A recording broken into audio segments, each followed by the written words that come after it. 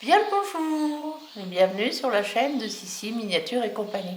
Aujourd'hui, comme vous le voyez, ce ne sera pas des miniatures, mais des compagnies. Donc, c'est du tissage de perles. Donc, c'est pour parce que ça m'a été demandé de, comment dire, d'expliquer comment je faisais. Et donc, à écrire, j'y arrive pas, donc je vous fais une petite vidéo. Je vais déjà vous présenter les perles que j'utilise pour faire ce genre de choses. Alors voilà, donc j'utilise les perles Numiyuki. Voilà, donc là ce sont des 11-0, ce sont des bleus et ce sont des délicats. Voilà. Sinon j'utilise aussi des rocailles.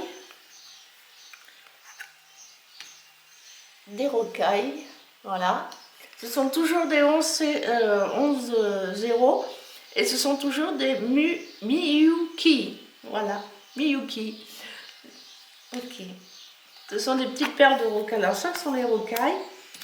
Et là, nous avons encore des rocailles, mais une taille supérieure. Elles sont en 8-0. Alors, pour connaître la taille de ces perles-là, il vous faut savoir que plus le chiffre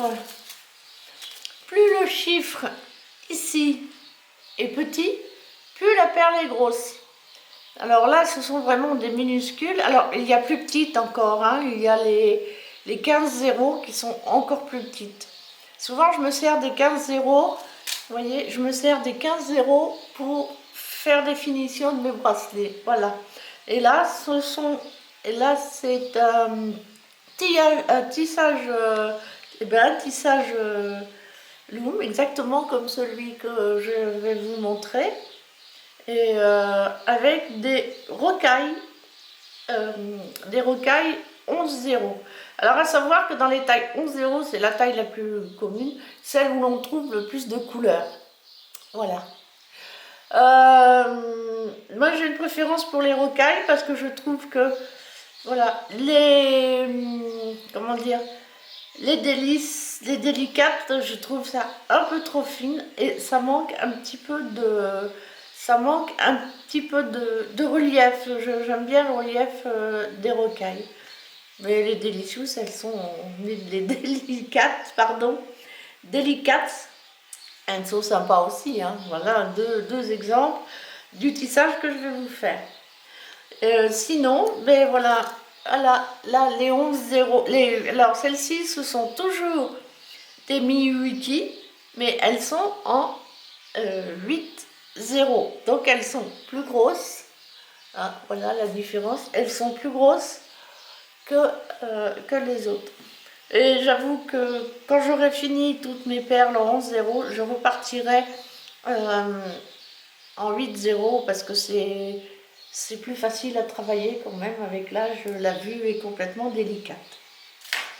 Donc voilà de près les trois tailles que voilà ce que ça donne. Donc ici les 8-0, ici les rocailles en 11-0 et les délicats en 11-0. Ce qui fait que c'est toute la même marque, hein, on peut s'acheter au même endroit. On voit quand même une différence de taille entre les rocailles et les délicats. Voilà, ok. Donc on va les laisser comme ça, on les rangera après. Alors moi je vais utiliser ces perles-là. Ce sont en vérité des perles à chauffer, des perles que l'on écrase, avec un fer à repasser. Voilà. Donc eh ben, elles font 5 mm. Et j'ai décidé de prendre celle-ci pour et ben justement pour donc que ce soit plus facile et plus visible. Voilà. Très bien. Alors ces petites choses-là, je les achète chez Poupie et confetti, Poupies et confetti. Et elle fait des choses magnifiques et c'est très pratique pour le travail. Sinon, nous allons utiliser là, pour ce cas-là, une aiguille à canevas, voilà, avec un fil, comment dire, un fil à broder, voilà.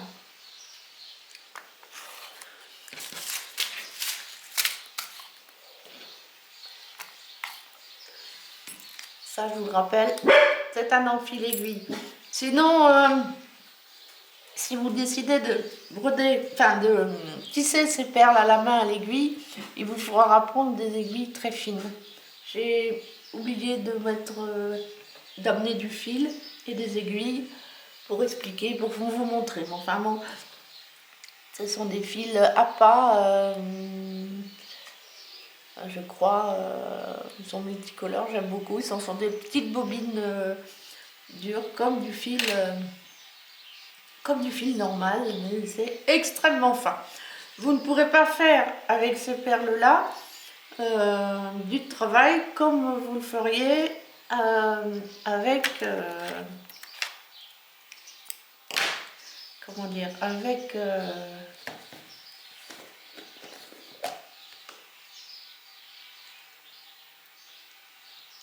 comme vous le feriez avec de la fil à couture et une aiguille à couture. Hein. Ce sont des fils nylon extrêmement solides. Hein, voilà la taille du fil, hein, c'est pour vous dire. Voilà, là j'en ai un orange, enfin rouge plutôt, il est rouge. Je ne sais pas si vous voyez bien. J'essaye de mettre à les éclairages. Voilà. C'est un fil extrêmement fin. Et il faut les aiguilles qui vont avec parce que avec le fil, mais surtout avec les perles, là, parce qu'on a besoin de perles, de fils très courts. Donc vous m'avez vu choisir, je pense, peut-être une perle, parce que quelques... Alors, il existe plusieurs styles comment dire, de méthodes pour tisser les perles à la main. On a comme ceci. Alors on va faire comme ceci. Donc on enfile toujours nos perles ainsi. Voilà. Le tissage peyote. Et on va, ça c'est un tissage peyote. C'est pas si évident. Alors je vais enfiler et puis je vais vous montrer. Déjà, je vais, et toujours, quand vous commencez votre travail, vous mettez une perle de blocage. À peu près la distance de vos doigts fermés, de fil, de façon à avoir un petit peu de... pour pouvoir faire les finitions, enfin pour pouvoir arrêter cette partie-là. Fil, et on repasse ainsi. Alors je vais vous dire, je n'ai jamais tissé avec ces perles-là, alors je ne sais pas du tout ce que ça va donner. Et j'ai déjà un nœud, ça commence fort, donc on va essayer de le défaire. Parce que bon, je pense pas que ça gêne beaucoup de la taille des... Mais bon, il peut tomber en mauvais endroit.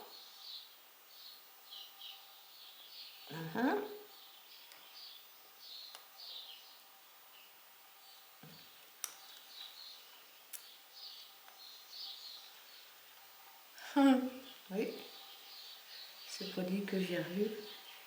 Et ben on va faire autrement hein, parce que j'ai pas envie de m'embêter. On va recouper. De toute façon c'est pas grave, il va falloir que je vous montre comment faire pour changer de fil ou finir votre travail. Donc voilà, je vais recommencer. Voilà. En général, vous ne pouvez pas prendre une aiguillée plus longue. L'aiguillé idéal est la longueur de vos bras ouverts. Voilà, c'est ce qu'il y a de plus facile. Donc on va commencer par le classique, comment dire, le peyote pair, qui est la base du tissage, n'est-ce pas? de main levée. Donc, alors, le peyote de base, c'est un peyote, comment on dit, paire, toujours. Donc, vous venez piquer dans la seconde perle. Voilà. Vous reprenez une perle. Vous repiquez dans celle qui vous en sautez une, vous piquez dans l'autre. Ah oui, attendez, je m'excuse. Vous piquez dans la 1, 2, 3, dans la 4e. Voilà. Vous sautez la 5e.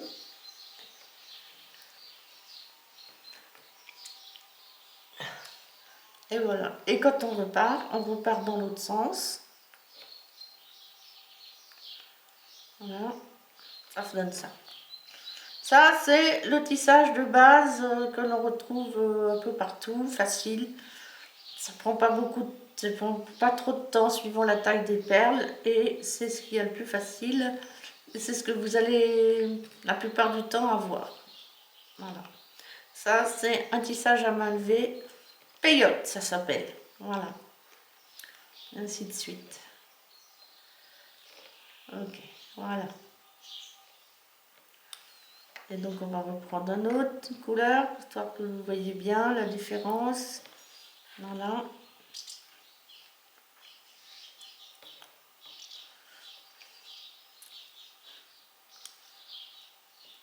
Bon. Allez, on va arrêter là. On va dire qu'on arrête là. Donc, on va repasser le fil dans celle-là, dans celle-ci. On va passer le fil ici. Il faut bien tendre vos fils, hein. C'est important. Pour que ça soit joli, il faut que ça soit bien tendu. Et vous passez vos fils là-dedans, vos aiguilles. Voilà. Et vous repassez une fois comme ça. Une fois dans la bleue, une fois dans l'orange. Là. Et vous coupez. Voilà, bon, de toute façon, là, on va couper. Vous essayez de couper bien au bord. Alors, les fils normaux, pour les fils que l'on utilise pour perler, là, sont des fils synthétiques. Donc, si ça dépasse un peu, un tout petit coup de briquet, hop, c'est bon. Hein. Vous ne vous embêtez pas. Bon, là, on va démonter parce que j'ai besoin des perles. Allez, hop. Donc après, vous avez le peyote impair. C'est une technique un petit peu différente. C'est un tout petit peu plus compliqué, mais ça se fait sans trop de mal. Et, voilà. Hop. Ça, c'est le classique. Après, vous avez des tissages pour faire des bracelets. Des bracelets. Alors ça, c'est du tissage plat, hein, bien entendu. Mais vous pourrez travailler aussi sur des bracelets ronds, enfin ronds, oui. Peut-être que si ça vous intéresse, je pourrais faire différents petits tutos vidéo pour les différents techniques que l'on peut utiliser. Donc on reprend notre fil. Là, on va tâcher de ne pas de faire de nœud. Alors là, je vais prendre qu'une demi-aiguillée, c'est-à-dire juste un bras. Et nous allons attaquer le loom pour... enfin, alors je ne connais pas le nom exact en anglais, je suis désolée. Mais j'appelle ça donc un tissage loom sans métier à tisser. Donc c'est un tissage qui va ressembler, une fois terminé, à ce que vous auriez eu, si vous aviez utilisé un métier à tisser. Mais moi je trouve que cette technique-là est bien plus facile, bien plus rapide, plus économique aussi en fil que le métier à tisser. Hein. Et vous voyez, ça donne bien quand même un effet sympa, hein. Il n'y a pas, hein. Alors donc c'est simple. Alors on va commencer par le bleu foncé. Donc on enfile le nombre de perles que l'on veut pour avoir la largeur du bracelet, du collier, de ce que vous voulez. Enfin les colliers 2, 4 perles ça suffit. Là on va en mettre 10. Voilà, pour bien avoir le temps de voir ce qu'on va faire. Et là j'ai 1, 2, 3, 4, 5, 6, 7, 8, 9, 10, 11, 12, 13, 14, 15, 16, 17, 18, 19 perles pour une largeur de 3 cm. Et là, nous avons une largeur de 2 cm 5, 2 cm 4 et nous avons 1, 2, 3, 4, 5, 6, 7, 8, 9, 10, 11, 12, 13, 14, 15, 16, 17 perles. Ah oui, là, nombre pair, nombre impair, ça n'a pas d'importance. Voilà. Donc, eh ben, c'est simple, vous avez commencé, vous avez enfilé vos perles. Donc, eh ben, voilà, on va commencer comme ceci. Voilà. On tend bien, voilà. On rapproche d'ici pour pouvoir avoir une bonne tenue. On repasse dedans. Deuxième fois.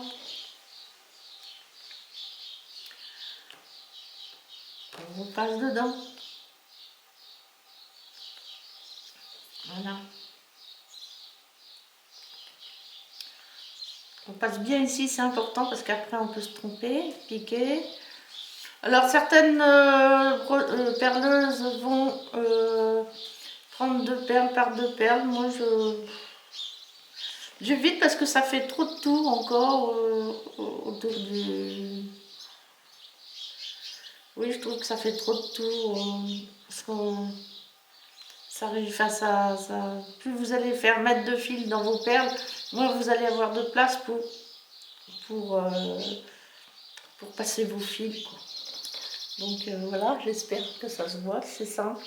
On passe ici, voilà. On ramène la perle à côté, on tend un peu, on passe le fil, et ainsi de suite. Ouais, ouais, on va mettre 5 perles, c'est parce que sinon, ça sera trop long. Donc on va faire 5 perles, non, c'est pas grave. En vérité, moi, ce que je fais, c'est que j'enfile plein de perles et que ben, je m'arrête quand j'ai la bonne longueur. Voilà. Voilà. Hop, on revient encore une fois dans la dernière perle. J'espère que vous voyez bien ce qui se passe. Et on fait on monte. On va chercher directement là-haut. On ressort dans les premiers rangs. On serre bien. Alors pourquoi j'aime les perles du Mickey? Ben, c'est simplement parce qu'elles sont très bien calibrées. Donc après d'un moment, vous êtes... elles sont très bien calibrées. Ce sont des petites perles de verre japonaises, bien sûr. Et elles sont vraiment bien calibrées. Elles sont absolument toutes de la même longueur. C'est pour faire des tissages comme ça, même avec les tissages, même avec un tissage, comment dire, un tissage avec un métier à tisser, c'est quand même le bonheur. Donc on va remettre du jus vert. Donc on va repartir là du coup dans l'autre sens. Alors vous n'êtes pas obligé de changer votre travail de sens, hein. Vous pouvez repartir sur le tissage période, c'est pareil, hein. Vous n'êtes pas obligé de changer de sens. Votre travail, vous pouvez repartir dans l'autre sens. Voilà.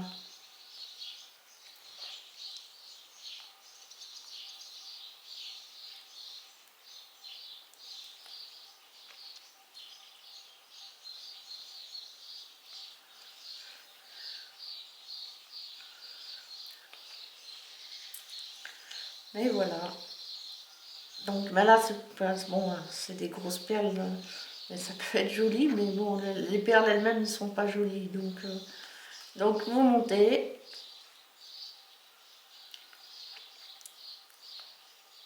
Hop, on y va. On continue. Ça range pour que ça soit le plus droit possible, hein, je suis désolée. Voilà.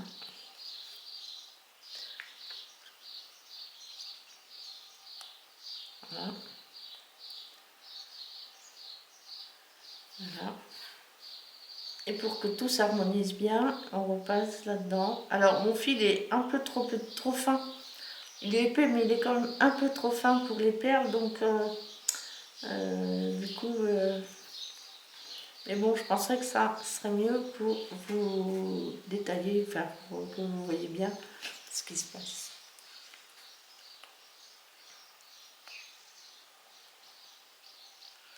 Non mais si, j'ai peut-être une aiguille.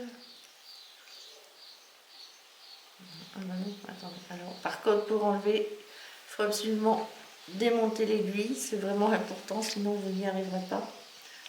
Alors, pour vous montrer qu'il n'y a pas de problème de sens, on va utiliser le côté où l'on a commencé. Pour vous montrer que le sens n'a pas d'importance dans ce travail-là. Bon, par contre, si vous avez un décor bien particulier, il vous faudra toujours aller dans le même sens. Et bien vérifier que vous êtes bien toujours dans le bon sens, bien sûr. Voilà.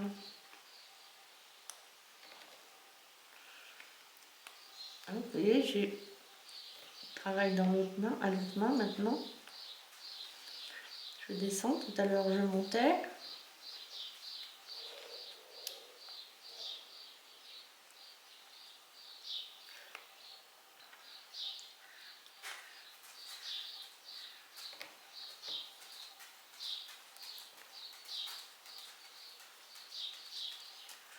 Voilà, c'est simple.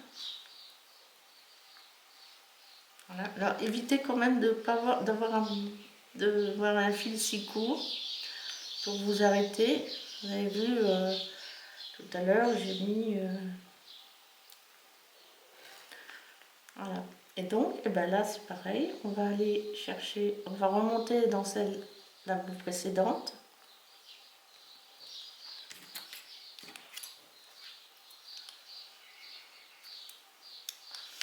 Alors là, on va arrêter le travail, on va faire autrement, on va arrêter le travail puisqu'on n'a plus de fil, n'est-ce pas? Donc on va reprendre, bon là c'est facile hein, parce que les perles sont grosses et le filet est plutôt fin par rapport aux perles, mais bon, imaginez-vous bien que c'est pas toujours le cas. Donc voilà, hop, on va repasser là-dedans.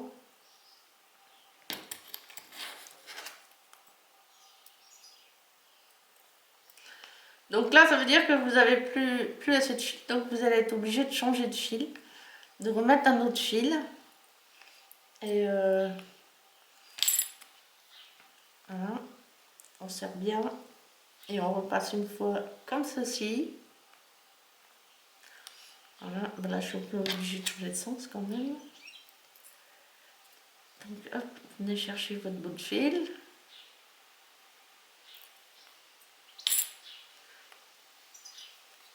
Et vous serrez un peu quoi. Donc là on va prendre la brousselle parce qu'on ne va pas y arriver.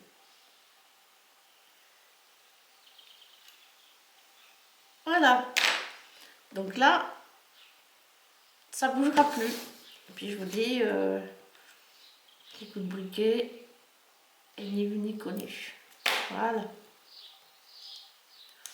Donc on va reprendre. Alors je vais reprendre le bout de fil que j'avais qui était un petit peu long là, avec bah voilà celui-là, ça va être parfait. Donc et ben nous voilà repartis parce que bah du coup on n'a plus de fil, donc ben voilà comment nous allons faire pour repartir avec un fil. Ça c'est comme la couture, hein. Il ne faut pas prendre des fils trop longs parce que si vous avez des fils trop longs. Alors vous allez sortir ici. Voilà. Alors ça pouvait sortir de l'autre sens, c'est pas tellement d'importance en soi. Voilà. Voilà. Hop. On tourne. Je monte toujours dans celle du haut.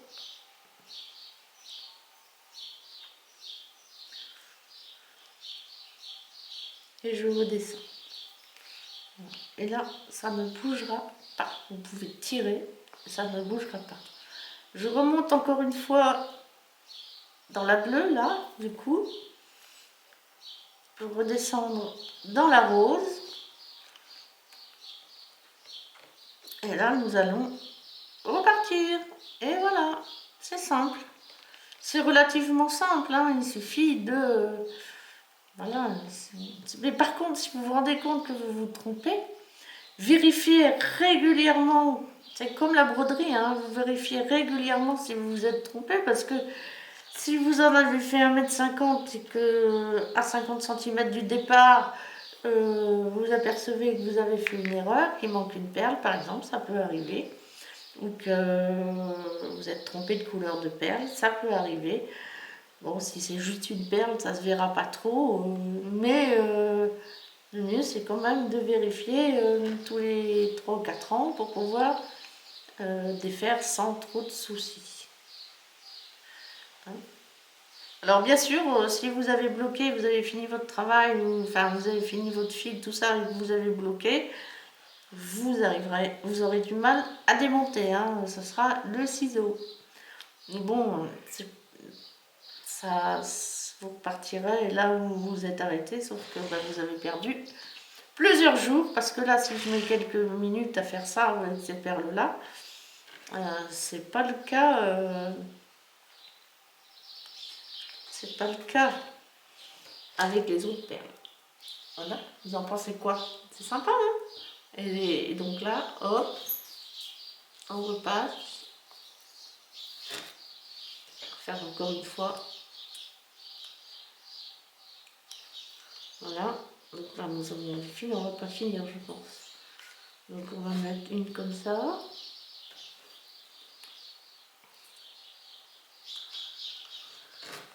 Alors pour les... Ah oui, on va faire une diminution, tiens.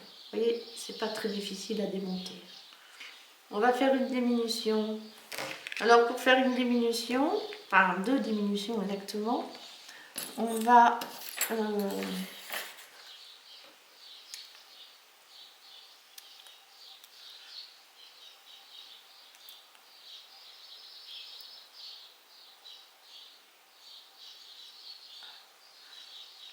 ça me pas enfiler. Voilà. Ok, pour faire une diminution, c'est simple, on va ressortir ici, voilà, et on va reprendre ici. Voilà, c'est simple comme bonjour. Donc on va faire 3 diminutions.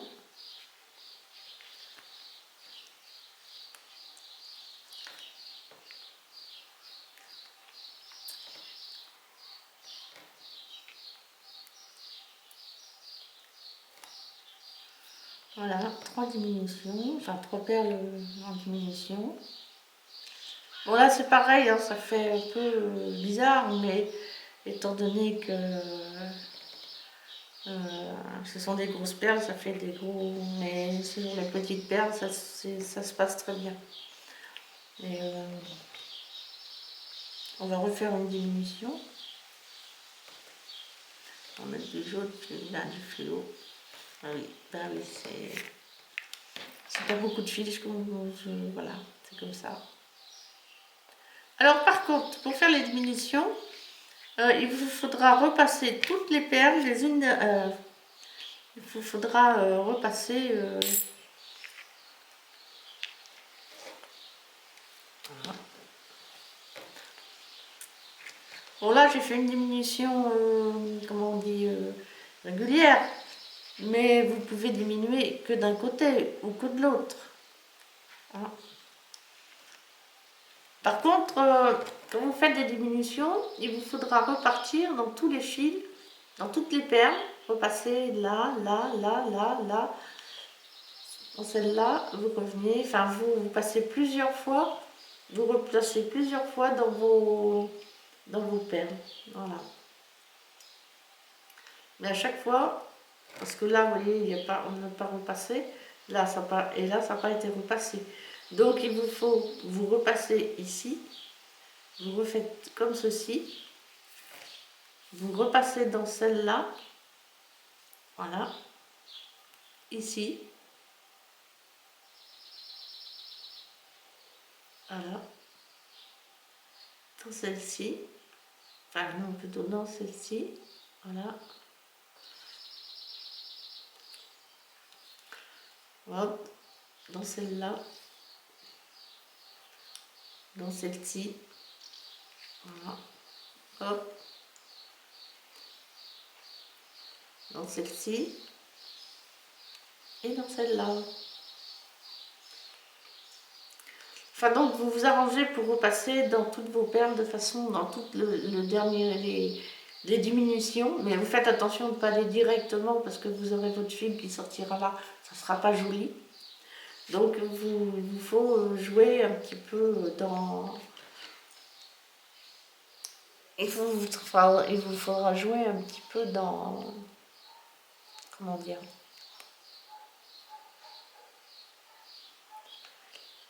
De façon, vous voyez, vous remontez, vous repassez deux, vous remontez là, hop, vous prenez les trois, vous passez dans celle-là, hop, vous revenez, ainsi de suite,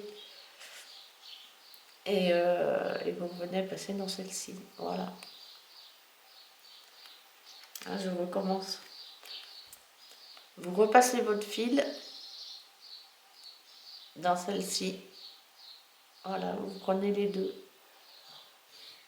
voilà, vous sortez, vous remontez dans celle-ci, voilà, vous redescendez dans celui-ci,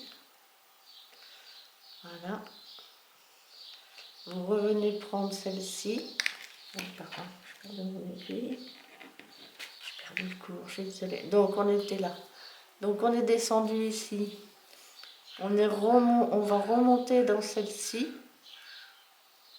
voilà, et là vous allez descendre là,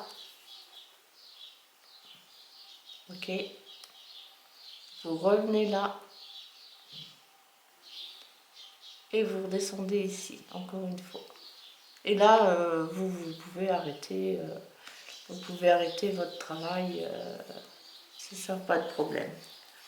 Donc voilà pour ceci. Maintenant, bah, c'est à peu près tout, c'est pas très compliqué. Et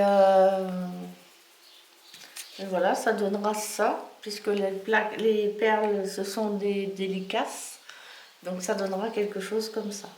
Donc je vous dis, si vous voulez quelque chose d'un petit peu plus volumineux, d'un petit peu plus, comment dire, avec un peu plus de relief, vous prenez des rocailles, voilà, délicaces, rocailles, délicaces, rocailles.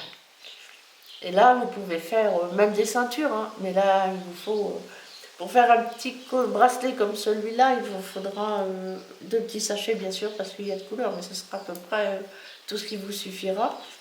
Pour celui-là, bah oui, pareil, à peu près deux petits sachets, et vous les finirez pas. Voilà. Par contre, si vous voulez faire comme je fais des chapeaux, il faudra au moins deux ou trois de chaque couleur, comme celui-là par exemple. Et là, il n'y a que deux couleurs. Donc, mais par exemple, si vous faites un décor avec 5 ou 6 perles de couleurs différentes, et ben vous aurez moins, enfin, vous aurez autant de sachets et plus de couleurs. Bon, oui, vous aurez la même quantité de sachets, mais sachez qu'il y aura quelques sachets qui seront à peine utilisés et d'autres beaucoup. Donc Vérifiez quand vous avez un modèle ou quand vous faites un départ, vous faites un petit morceau, voilà, c'est ce que j'ai fait un petit morceau. J'ai calculé le nombre de perles qu'il me faut là, le nombre pour faire celui-là. Et enfin, j'ai compté le nombre de perles qu'il me faut pour faire ce carré-là. Donc je sais que là, il me faut 4 sachets bleus et 3 sachets orange pour être sûr de faire le tout. Voilà. Un sachet, ça fait 8 grammes. Il est pas loin, enfin là celui-là il est pas plein, vous voyez. Mais celui-là il est pas plein et oui, il est à moitié. Et il y a à peu près 1000 perles quoi. Voilà. Alors j'ai pas mis la moitié pour faire ça, hein, c'est que c'est resté c'est resté dans la boîte, le plus grand est resté dans la boîte. Voilà, ben, j'espère que ma petite vidéo vous a plu, et puis vous me direz si vous voulez qu'on s'intéresse un peu plus aux peyotes, peyote paire, peyote impair. L'impair, il y a une petite différence, à savoir que si vous voulez faire une finition comme ça, en pointe, il vous faudra faire du peyote impair. Par contre, vous pouvez faire sur le peyote pair, vous pouvez faire que d'un côté. Votre diminution sera faite que d'un côté. Ça le fait aussi, hein, ça peut être sympa parce que ça peut se croiser. Après, il y a quelque chose que j'aurais voulu vous montrer. Donc, ah oui, alors, donc vous voyez, il faut que je trouve le bon endroit pour les faire, voilà.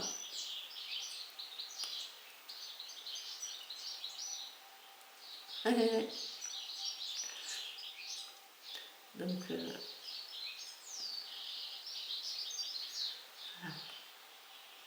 ah, il faut des fois chercher un petit peu comment ça se défait, je suis désolée.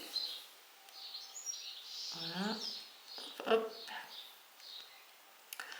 Alors, c'est pas difficile hein, si vous voulez faire un bracelet fermé, comme ceux que j'ai moi. Et ben, c'est simple, hein, ceci j'arrive à le défaire.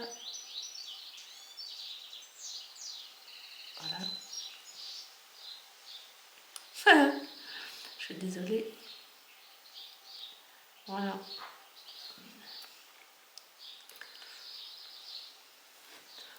Donc, si vous voulez faire comment on appelle ça, un bracelet fermé par exemple, c'est pas compliqué non plus. Donc, on va prendre celui-là qui est un peu plus long, ce sera plus facile. Ou même des bagues, tiens, je n'ai pas pensé à les mettre, mais je fais aussi des bagues, c'est avec cette méthode-là, enfin plutôt avec les peyotes, avec la méthode de peyote paire. Donc, pour fermer votre bracelet, c'est pas non plus très compliqué. Hein. Vous allez repasser, plier votre bracelet comme vous avez envie de le faire et vous allez repartir. Voilà.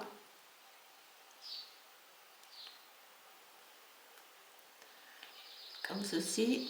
Alors par contre avec cette technique là vous ne pouvez pas faire de bracelet ferme, enfin de bracelet rigide de jonc par exemple hein, parce que ben ça se plie pas bien. Après ça c'est encore une autre d'autres techniques. Voilà. Et ainsi de suite. Voilà. Et là vous voyez, vous avez fermé votre bracelet.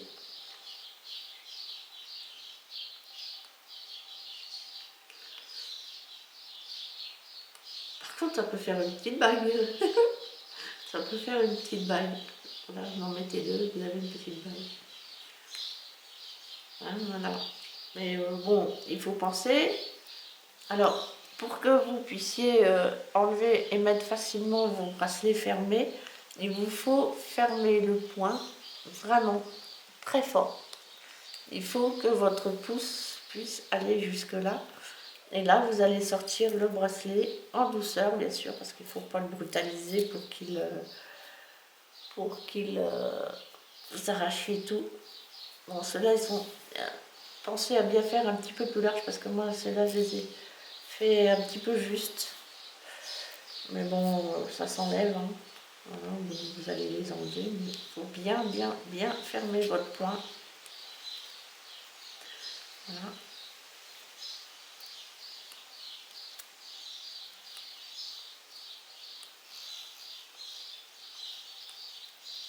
Voilà, arrivé là, ça va sortir tout seul. Il y a juste un petit passage ici qui est plus compliqué. Pour le remettre, c'est plus facile. Voilà. Et bien, ce coup-ci, je vous ai tout montré. Hein, ce coup-ci, je vous ai tout montré. Je crois que je suis arrivée au bout. Et puis, ben, dites-moi si ça vous a plu. Si vous avez des questions, n'hésitez pas à poser. Si je peux y répondre, j'y répondrai. Donc, voilà. Ok, et ben je vais vous souhaiter une douce et belle journée. Et puis, pourquoi pas, si vous voulez mettre un petit commentaire, un petit j'aime, un petit émoticône me suffira en guise de commentaire. Un petit minicom me suffira, oui, en guise de commentaire. Et